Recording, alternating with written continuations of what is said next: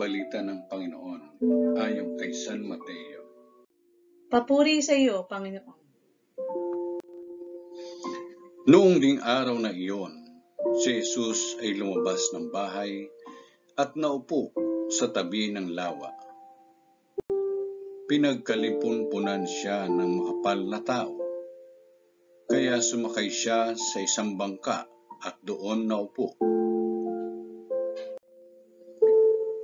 Nasa dalampasigan naman ang mga tao at nagturo siya ng maraming bagay sa pamamagitan ng mga talinhaga. May isang magsasakang lumabas upang magasik. Sa kanyang pag-asik ay may binhing nalaglag sa tabi ng daan. Dumating ang mga ibon at tinuka ang mga iyon. May binhi namang nalaglag sa kabatuhan. Sapagkat manipis lang ang lupa roon, sumibol agad ang binhing iyon. Ngunit nang mapabilad sa matinding sikat ng araw, ay natuyo.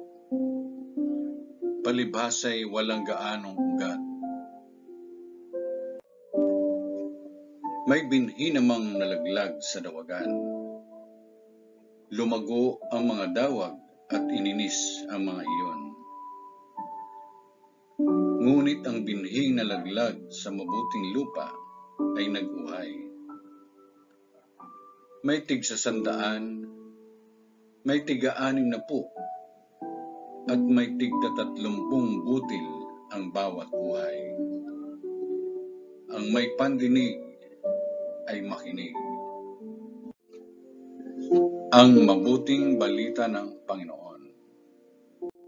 Pinupuri ka namin, Panginoong Hesukristo.